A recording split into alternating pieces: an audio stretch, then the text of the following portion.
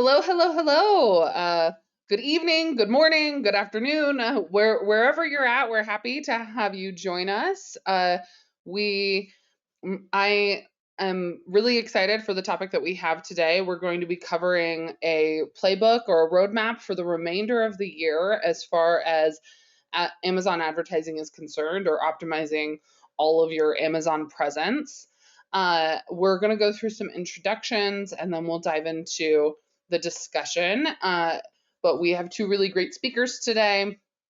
I'll let them introduce themselves a little bit more, but I'll go ahead and just give you the high level. My name is Katie Porter. I am a product and content marketing manager for Marin Software. I manage all of our corporate content, including this webinar that you're seeing now. And then as our primary speakers today, we have Jeremy Brown, who's a principal customer engagement manager for Marin, and he's been with the company for several years. And then we also have Megan Madden, who is our vice president of products, and she has been with the company about 10 years, I believe. So I'll let them introduce themselves a little bit more, and then we'll get into the content. Thank you. Hi everyone, I'm Jeremy Brown, Principal Customer Engagement Manager here at Marin. So as Casey mentioned, I've been with the company since 2015, and predominantly my role is to support some of the world's largest brands in their marketing efforts across both e-commerce, search, as well as some social as well, to help maximize their return on investment. Hi, I'm Megan Madden. As Katie mentioned, I've been with Marin for over 10 years. I'm really passionate about paid search, social, and e-com advertising. So I'm happy to talk to y'all today about some techniques and strategies that you can use to maximize your return on investment.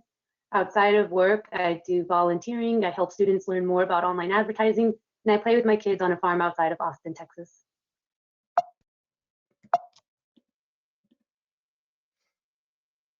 Great. Well, as far as our agenda for today is concerned, like I said, we're going to go through a playbook, a roadmap for the remainder of the year. We've tried to take all the guesswork out of this so that Amazon is really just a task list for you now, a checklist of all the things that you need to achieve.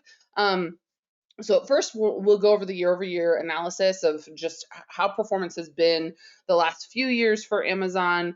As far as primarily Q4 is concerned, what projections are we seeing for this year? What are economists and sociologists saying about potential consumer behavior for 2022?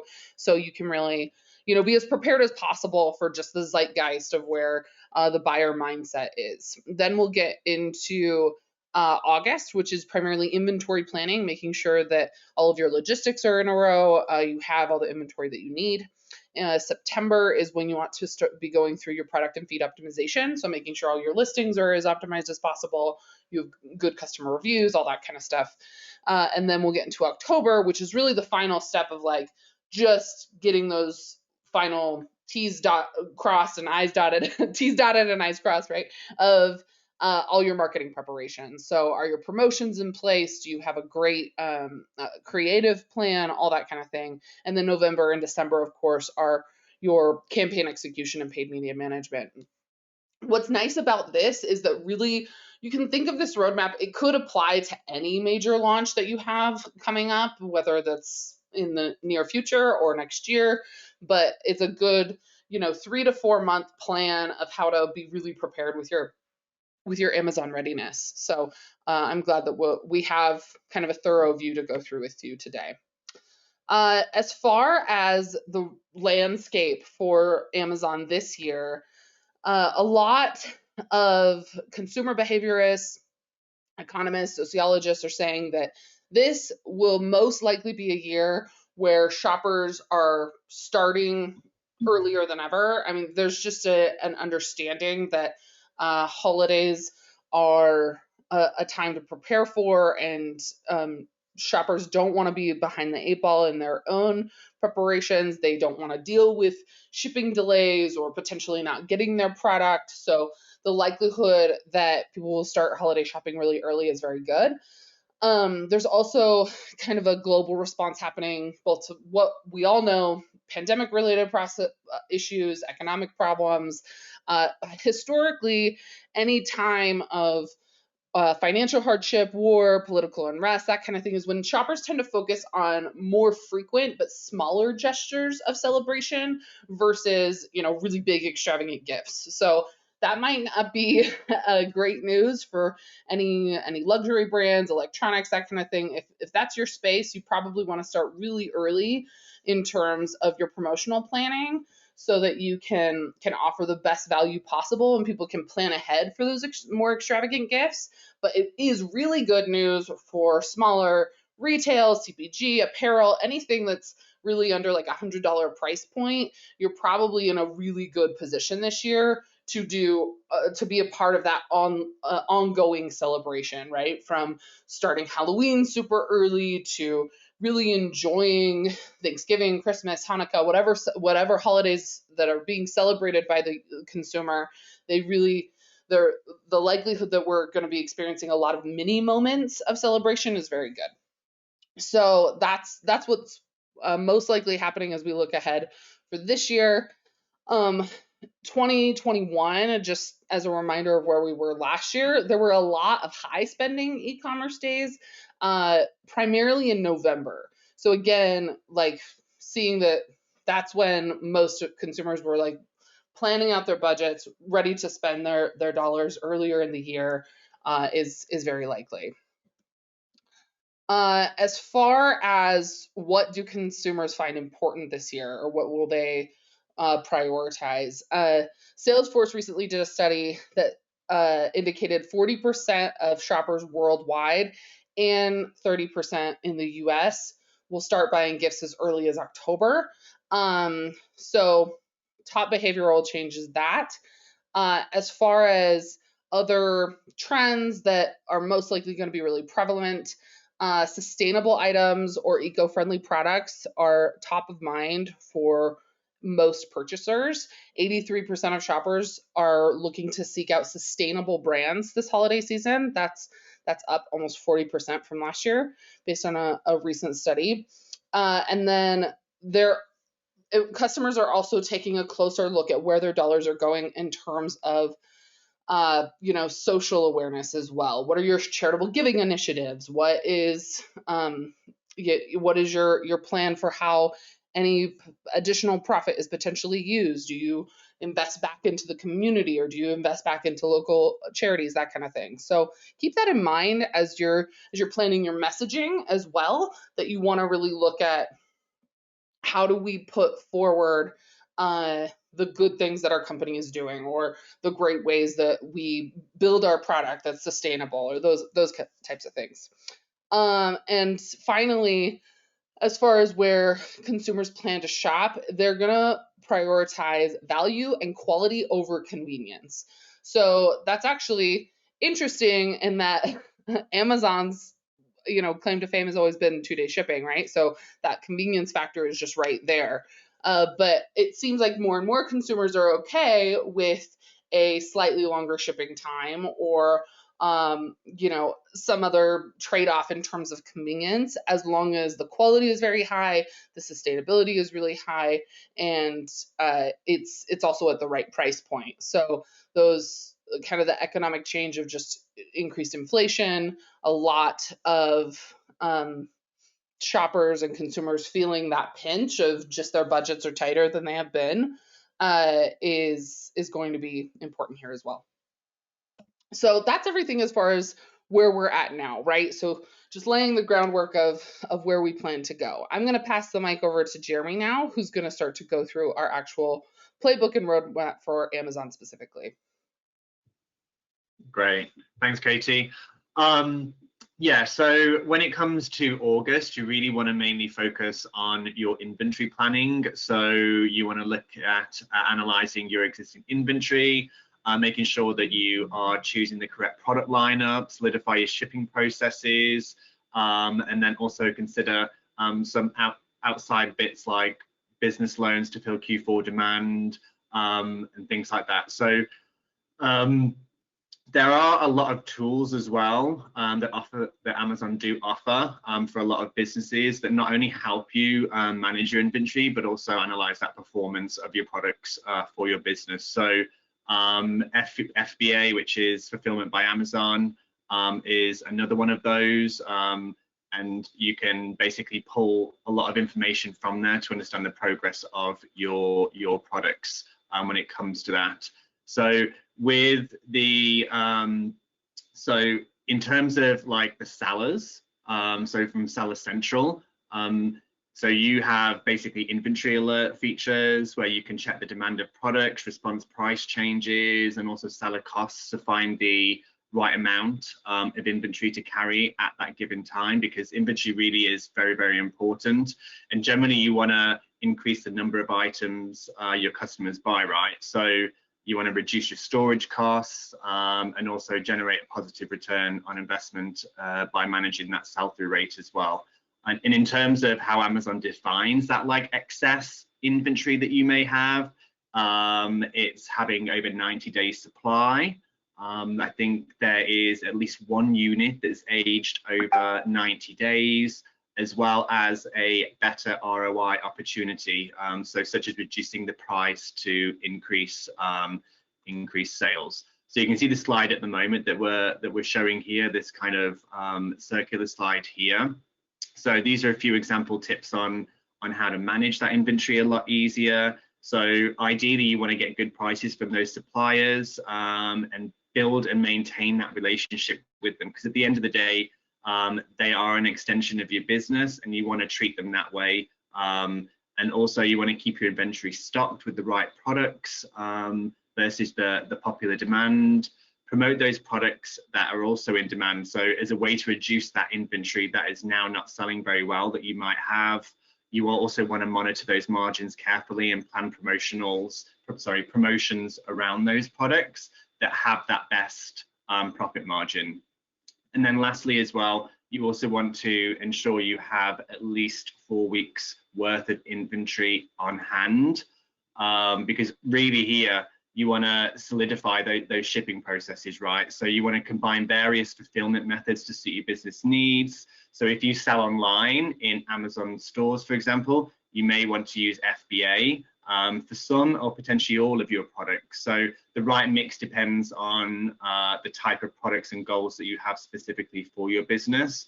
So FBA small and light can help you cost effectively ship lightweight items, whereas FBA export provides international shipping solutions. And then outside of FBA, you've got third-party fulfillment, which could be a good option as well if you are distributing at scale and the need is there for multiple options for cost and also efficiency consideration. So really the right fulfillment partner will help you grow safely and confidently, as many supplier fulfillment partners have more flexibility really than FBA. There are a lot of rules and restrictions with Amazon's FBA solution. So the flexibility that those 30 third-party fulfillments have can potentially help improve customer service, lower storage and overhead costs, while also maintaining that visibility on your inventory. And then September is really all about product and feed optimizations. This is where you want to remove any of that excess inventory, make sure that you've also got the reducing your overstock through the outlet programs, optimize your product listings, and focus on the FBA, Amazon Choice, one-day delivery. Those are just a few of the points here, and we'll go into kind of like a little bit of greater detail now. So think about your inventory for a second, right? So inventory is very, very dynamic for a lot of businesses, in the sense that it can shift one day compared to the next, or even from a month compared to a month. So and that can really have an effect on making a sale or not. So you want to make sure that your inventory and stock is in par with what you need for that Q4 period, and also use that to advantage, because this will help you be more or less aggressive with your advertising efforts on Amazon. So if you've got excess stock, you can, up to the lead of Q4, drive, if you don't necessarily have great organic positioning for some of your stock, you can pretty much push that excess stock out via the advertising channels in Amazon. So you want to, for example, products with limited sizes or colors, they may have worse performance than if you did have full assortments. So be sure to adjust the budgets and targets accordingly. If you have low inventory, but you're confident that you're actually going to sell through organically, then don't necessarily waste budget on advertising if it's already selling great via your organic listings in Amazon. And then for the surplus, where you need help to clear the shelves, that's where the advertising, sponsored products, sponsored brands can be a great way to kind of drive those supplemental sales. And then as soon as you've got new stock in for good selling products, then just hit the ground running as soon as possible, as soon as that stock is replenished. You can see here in terms of the product and feed optimization. So is you really ideally need to create a shipping plan, right? So this plan specifies what products, quantity, and locations, and also which carriers should be used, and actually alongside whether you want to label those products in-house or actually have Amazon do that. So while one-day delivery is an option for a lot of Amazon sellers, not every product can qualify for it. So there are a set of requirements that Amazon have where before you can offer products with a one-day delivery. A few of those are you should have been sold. You should have sold on Amazon for an accumulated total of at least 90 days beforehand. You need to have on-time delivery rate of around 95%. You need to make sure that your on-time shipment rate as well is pretty high, it's 99%. And also from a fulfillment perspective, your delivery score as well needs to be great. So you can kind of see this image that we're showing you right now. So for those of you that are using FBA, Amazon's inventory performance dashboard is a really great tool that kind of helps you identify the opportunity to grow sales, reduce costs, and also track your key performance metrics. So this area here is a really, really important place to regularly keep checking in and making sure that your IPI score is healthy. There are multiple factors that can influence your IPI score. Not all of them are made public, but the most important ones really are down to you. So you need to make sure that you've got a balanced inventory level between both your sold and your available inventory, and also avoid kind of excess and aged stock. You need to make sure that you're avoiding long-term storage fees. I know that Amazon add additional fees onto any stock that's been in their warehouses for greater than 365 days. You want to make sure as well that you are resolving any problems or issues with your listings. And then lastly, keep your most popular products in stock at the right levels where possible, because that's where you're going to meet that customer demand and also maximize that customer satisfaction. In terms of how this is calculated, so IPI is calculated every 3 months. They do it twice actually. So at the end of each quarter and also 6 weeks before the quarter ends. And this allows for Amazon to notify you so that you still have time to improve your score before they impose any inventory limits on your stock. So keep an eye on this schedule. Always fall back to it.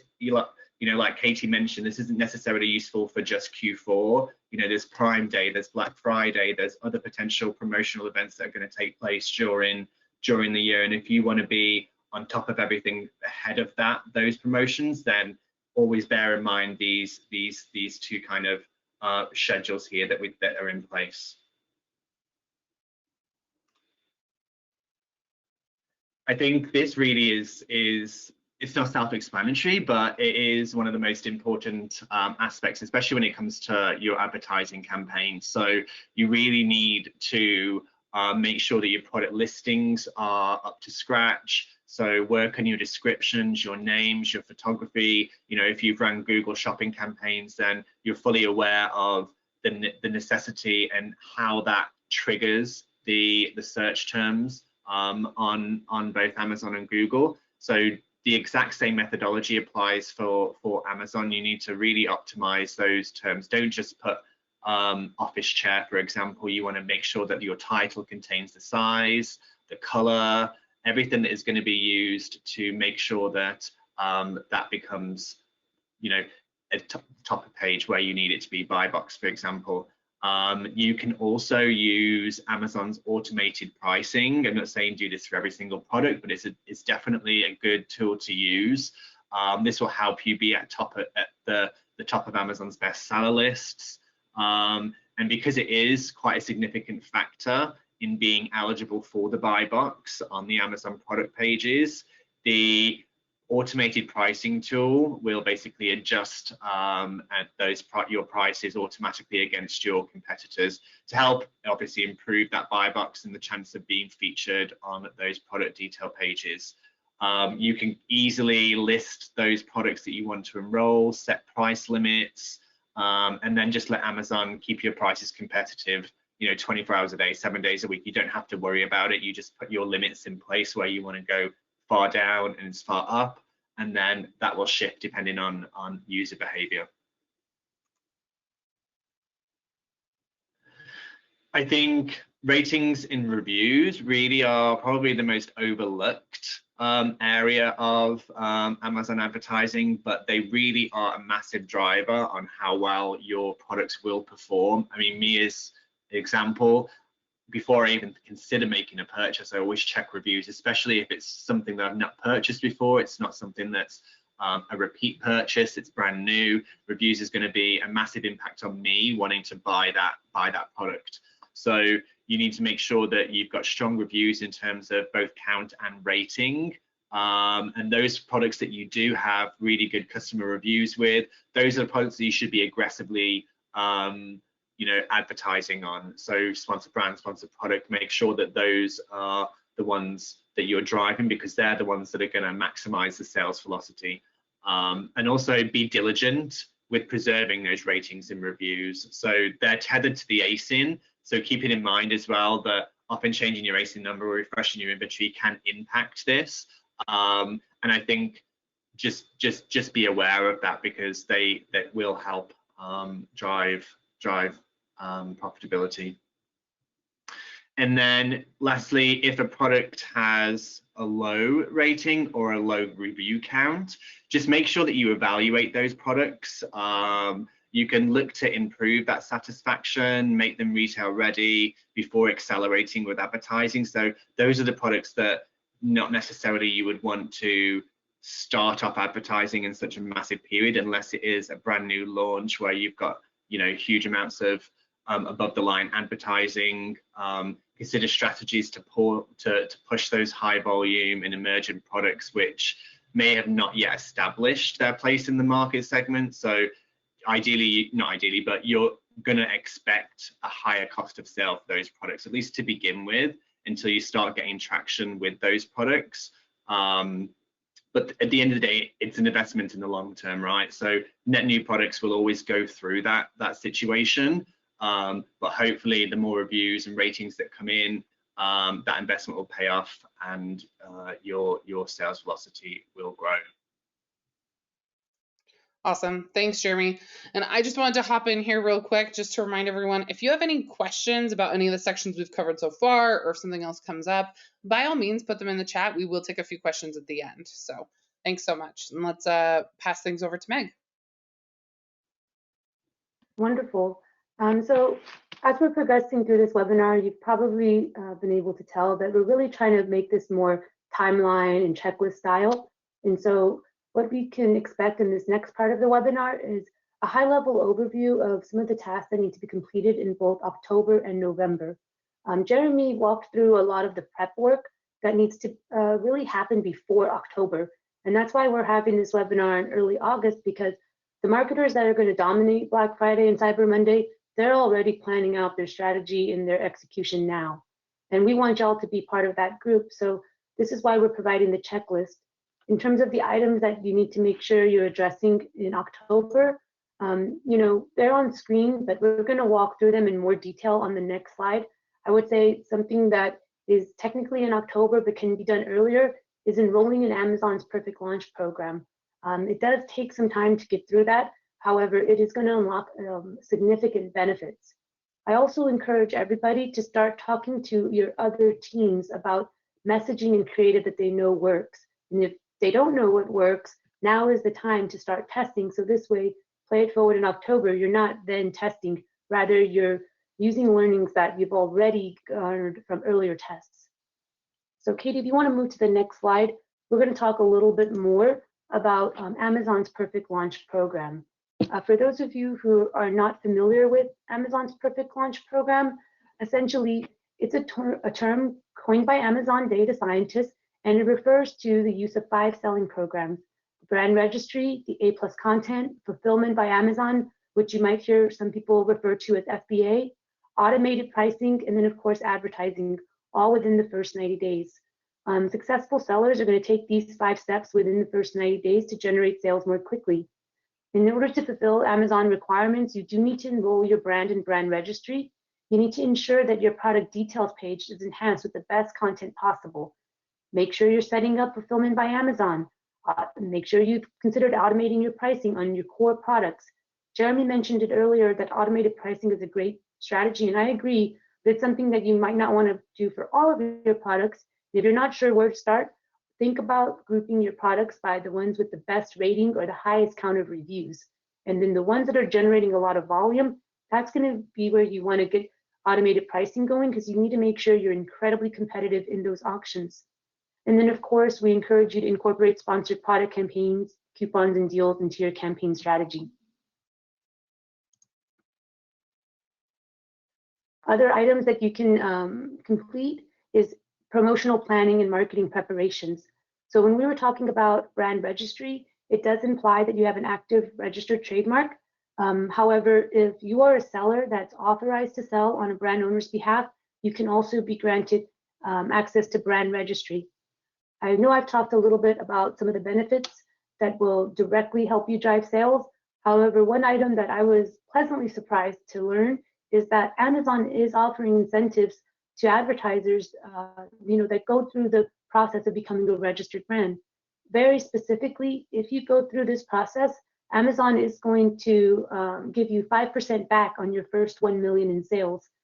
And with that, with that savings, I highly recommend you put that right back into your advertising efforts, so this way you can continue to scale your brand and your business.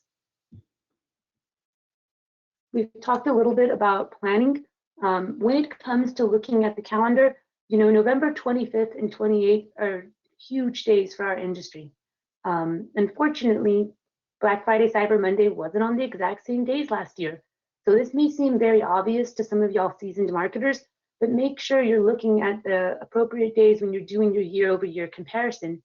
You'll see on this slide that, we were really focused on looking at, okay, what type of surge in sales volume can we see leading up to Black Friday, Cyber Monday, during your sale period, and then post.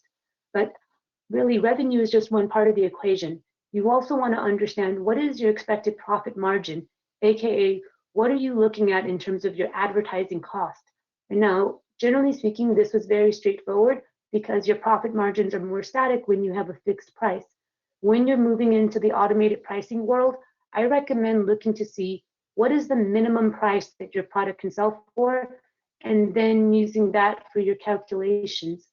In terms of what exactly you need to calculate, there's 2 big items to focus on. One, what is your expected year-over-year change in sales volume? Similarly, what is your expected year-over-year change in ad spend? That's going to be huge, because if you're expecting and planning for growth, let's just call it 10 to 15% year-over-year, that's going to directly inform how much you need to change your budgets from the same period last year. The other item, like I touched on, is bidding. Again, use the automated price min in terms of your calculations for profit margin, and consider whether you're actually making more profit per click during your sales period. A lot of marketers' first instinct during a sales period is to increase all bids because you want to promote your product and you want to push more volume. With that said, increasing all bids may not necessarily generate better profit. So really look to see your year-over-year data and determine whether in Black Friday, Cyber Monday last year, did you actually see more profit per click? And what was that, what was that number? I've seen some marketers that didn't see any increase in profit per click. Rather, they maintained efficiency and they surged volume. On the flip side, I've seen advertisers where they were both able to improve volume and also they saw improved profit per click. Whatever that change percent is, that's going to be your upper limit for your bids. So October is where you're really looking at your data and figuring out what are your boundaries for changing budgets and changing bids going into your peak season. Now, to toggle away from the beautiful marketing analytics, I want to talk to you a little bit more about copy. With Amazon, we're very much focused on feed-based ads, and that's because sponsored product ads are driving a lot of sales due to the direct response nature. With that said, they're not the only ad type on Amazon, right? You have many different levers you can pull when it comes to increasing your brand awareness and essentially getting customers more into the consideration stage with your brand. So I highly recommend you look at your creative and see, are we following best practices? If you don't know what those best practices are, I'm going to outline them today. If you need those as email follow-up, please just reach out. But one of the big things that I took away from, understanding better about ad copy best practices specific to Amazon is that users like clean images. We've seen this on Facebook with dynamic product ads and even collection ads, whereby you only want to feature a single product per image. It's going to be very, very similar to Amazon. You don't want a lot of clutter. You don't want to overwhelm your users. You want them to really understand why your product is a good fit for them. So as you're crafting your ad copy, think about, what is the goal of my ad? Is it to drive sales? Is it just to make sure customers recognize my brand and associate it with value and great customer service? Or is it that a customer now has the information they need to choose between two different branded products? So first start with the goal of your ad and then work backwards to see what is the best type of ad and copy that can really tell that story for you. Another item to keep in mind, your brand is important. You've heard me talk a lot about brand registry, but your brand logo and including that in your copy is very important because customers will start associating your brand as they're going through their buying journey on Amazon. And many of you are familiar with the concept of halo sales. They may not convert on one product, but they've already seen the positive reviews that your brand has garnered on Amazon, so they're more willing to convert on another product. The other item, and I'm probably guilty of this, I love ad copy, so I overthink it a lot and I get really fancy with the copy, but the fact of the matter is that's not the best approach. You really need to use very plain language, very direct copy, and consider whether you want to make it more interesting. Now, I'm not saying to, like boil the ocean here with your brainstorming, but think about how your copy can be more engaging, whether that's posing the question to the viewer, whether it's asking them to solve a problem, incorporating humor is probably my favorite one. And a big one is conveying empathy. A lot of people want to know that the brand understands them and their specific pain points and their specific needs. So leading with empathy is a very effective strategy. I also encourage y'all to take a page from a search marketer's book and put a call to action. Start with an action verb. This way people are more stimulated to actually make a move instead of just passively viewing your product ad. Finally, I encourage each of you to think about ad scheduling. It's very easy to make multiple variations of ads where you're using a similar image and all you're doing is changing out text. Make your multiple variations and then take it a step further by scheduling out those variations. So when it comes to, Black Friday, Cyber Monday, you're not actually launching ads. Rather, all you're doing is watching your scheduled ads take flight. And again, that can be very easily done via ad copy variations and sequencing them in the manner that also corresponds with your scheduled action timeline. On this part, I just want to kind of call out some fun facts about different ad copy best practices. The goal with ad copy, yes, is to improve conversion rate, but oftentimes that starts with a click. So you want to look to see what are the levers you can pull to increase click-through rate. We've done significant research on this because it does directly impact your bottom line. And some of the items that I want to make sure each of y'all take away is, the tactics for improving your click-through rate. We've talked about one, ad copy that is not cluttered. So think like channel your inner Marie Kondo and clean it up as much as possible. You really should not have 4 objects on an ad. That's max, but try to make it as tight as possible. Many of you know this, but I'm going to repeat it anyways. Use high contrast between the foreground and the background, so this way your product really pops. You also want to test multiple variants and sizes. On average, click-through rate is 1.6 times higher when an ad's primary object is 4 times bigger than the next object featured. If you're not sure how you can easily do this testing, I'd recommend actually looking outside of Amazon for this test. Look to consider running some quick Facebook video ads. Those ad units are clearing at the cheapest or lowest cost per click, so you can get real quick volume there and then play those learnings over to Amazon. Finally, I will call out that big fonts, they make a difference. Use big fonts. And the one that I didn't really think would help, but the data shows it does, is using line breaks of differing widths. It may be that it catches users' eyes or it makes it more engaging, but this is another tactic that you're going to want to start A/B testing. In October is really the latest time. If you can get some of those tests off the ground now, and this way you can use them during your peak season, that's really going to be optimal. Once you're out of October, it's kind of pencils down time. It's time to execute and then just manage your campaigns during your period.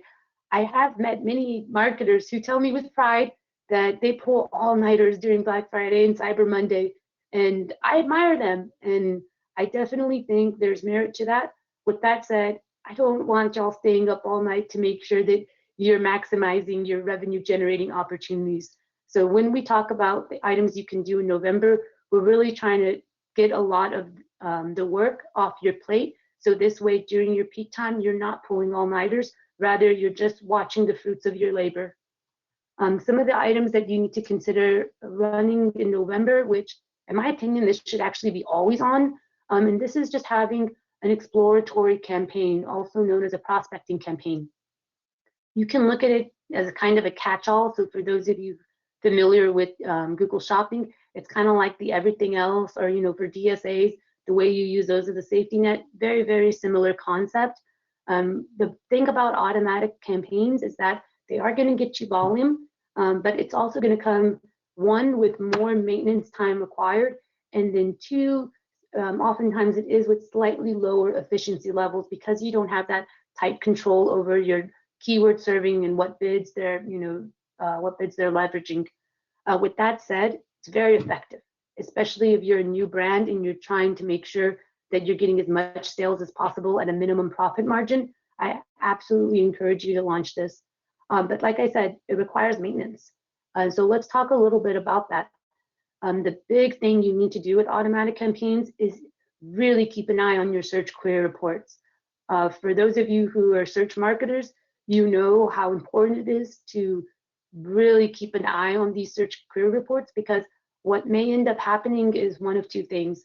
One, you may incur a lot of cost before you see that a keyword needs to be added as a negative, or two, before incurring a lot of cost, you may be able to quickly spot that a given query is not going to be a fit for your campaign and shut it down before you incur that cost.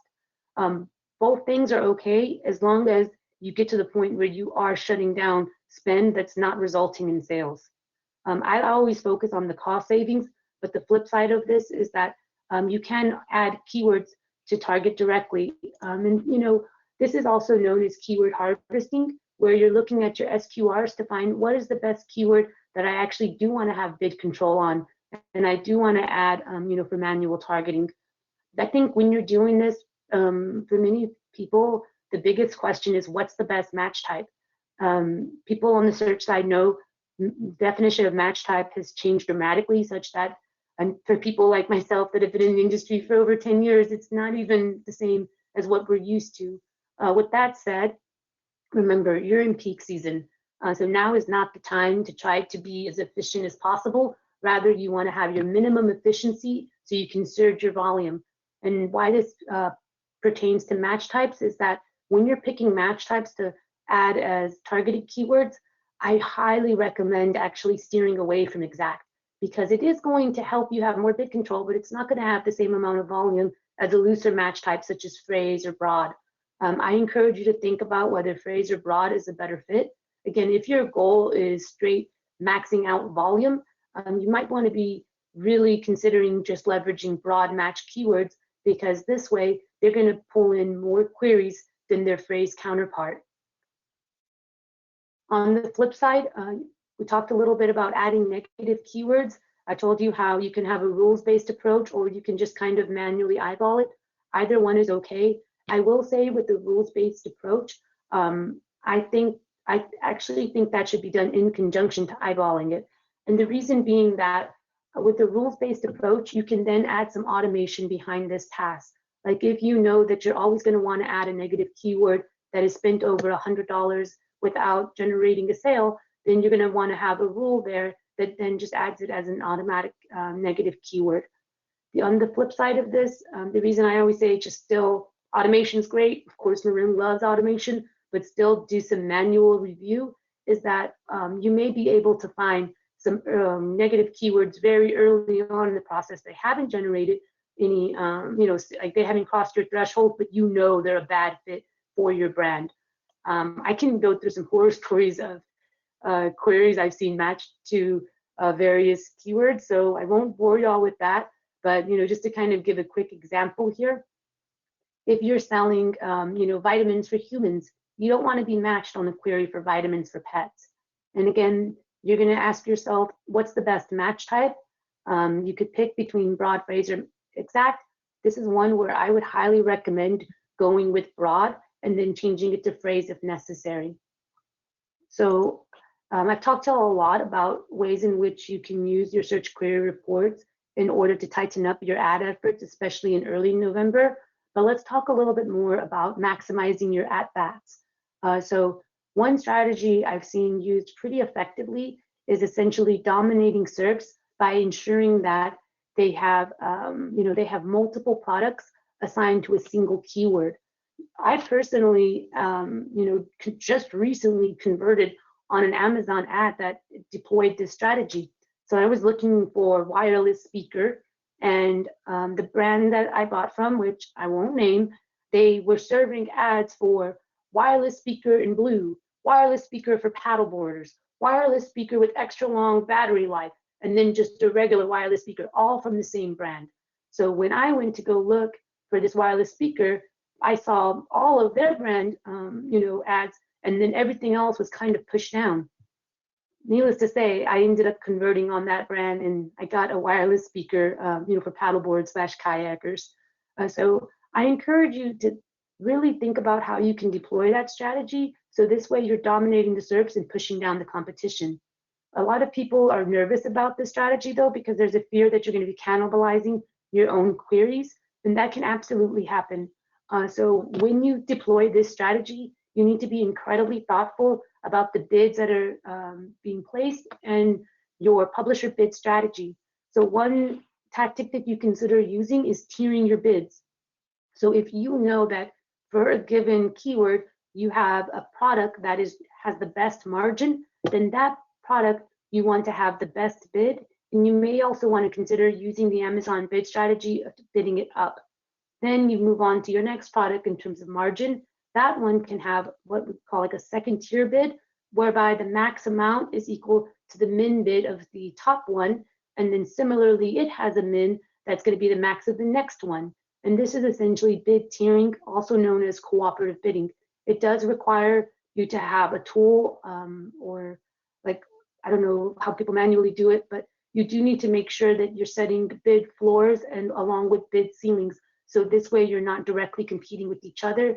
And like I mentioned earlier, make sure that your publisher bid strategy is compatible. So in the example I provided, that second place product, it should not have a bid strategy of bid up and down. Otherwise it will, or it could introduce the possibility of cannibalizing the first product. And to interrupt you, Meg, because you're on a roll here, but we have about 3 more quick topics we want to cover. I know that we're at time, so I want to be respectful of your time, but let's go ahead and take 5 more minutes and finish this. If you need to hop, no worries, but we will take 5 more minutes and finish up what we wanted to share, and then we'll cover a question or two. So just about 5 more minutes for those that have the time to stay on. Thanks, Katie. As y'all can tell, I love bidding and I love budget management, so I could probably talk about this for another 30 minutes. So we'll try to wrap it up quickly. We've talked a little bit about how you can maximize your various opportunities. Katie, if you want to move to next slide. In November, you should already have your monitoring in place. You should already have your alerts in place. You should already have your intraday reports in place. The one thing to think about including is your performance metrics along with contextual data, such as reviews, ratings, and availability. If you want to make it even easier for you to troll through all of your data, I highly recommend segmenting your products by reviews and ratings. So this way, the highest rated products with the highest amount of reviews, you're giving your attention to versus more of the long tail objects. Katie, if you want to move to next slide. We talked a lot about bidding. I do want to make sure everyone knows you can use Amazon bid strategies in conjunction with what is called manual CPC, whether that manual CPC bid is set by a machine-based tool like Marin, or even like a spreadsheet. So I would liken this to Google's eCPC, and it is a very effective strategy. So you're entering in the auction at an optimal bid that is considering your product margin, your price, your expected rev per click, but also it's dynamically reacting to auction time signals. Finally, you should have a general idea of what your forecasted sales are, along with your forecasted profit margin. I highly recommend looking to see whether you met your projections at the end of November. And this way you can use those learnings for next year, and you can determine whether you need to further calibrate your forecasting or not. So with that said, I hope all of y'all just dominate Black Friday, Cyber Monday, and I hope that you use some of these ad copy techniques and bid tiering to pull in more customers and convert users like myself. Thank you, Meg. That was awesome. There was a question that came in that I think would be most appropriate directed at you. So, Meg, how does the structure of Amazon search results, i.e., how are they different than Google SERP, affect the return on paid when spending with Amazon? Yeah, that's a really good question. So when we did analysis on Google search results, and this analysis was also done actually by Stanford Business School, it's proven that being at the top of the position on Google is actually not the most profitable position. It's actually the second position, or I think it's like 2.4 technically.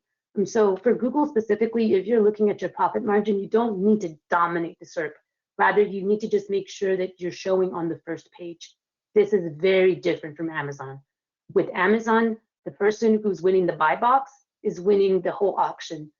So with Amazon, you really have to do everything you can to be at that first position, and then push down competitors by overlaying your ads, using products that match to the same keyword. So I hope that clarifies the importance of the first position on Amazon compared to Google. Got it. Yeah. There's one more question in here, Jeremy. I think this one would best be directed at you. What percentage of holiday sales occur online versus brick and mortar? Do you have any idea? Say that again, sorry? What percentage of holiday sales occur online versus brick and mortar, I think, is the intention. Oh, gosh, I'm not 100% certain. Do you have any idea there, Meg? I was actually just about to pull up an eMarketer deck. So Katie, you stumped us. I don't have it in front of me, but if you give me a couple minutes, I can pull up the stat. No, yeah, that's fine. What's interesting is I did read, I don't have the exact numbers either, but I did read a recent statistic that there actually is going to be a more combined, the projections are that there will be a more combined percentage of brick and mortar in-person sales versus online compared to last year or the year previous. I think those are for pretty obvious reasons, but it does seem like consumers are responding well to in-person sales. They want that experience of shopping in person again and seeing and touching the products. So I think having combined promotions is really the best strategy here, where you have some sort of offering that's really relevant to the online audience, and then of course having an offer that pulls them from online to motivating them to come in store, right? And that's maybe there's a special promotion they can only get in store, but it's marketed online, something like that. So I think there's really good ways to have a combined strategy there. Mm-hmm. Well, I want to be respectful of everyone's time, so we'll just take 2 questions today, but hopefully you gained something from this. Feel free to reach out to any of us on the Marin team if you have additional questions about your Q4 strategy. We have dozens of experts on our side that have experience with fleshing out holiday strategies. So thank you so much for your time, and we'll call it for today. Thanks. Thank you, everyone. Thanks, everybody.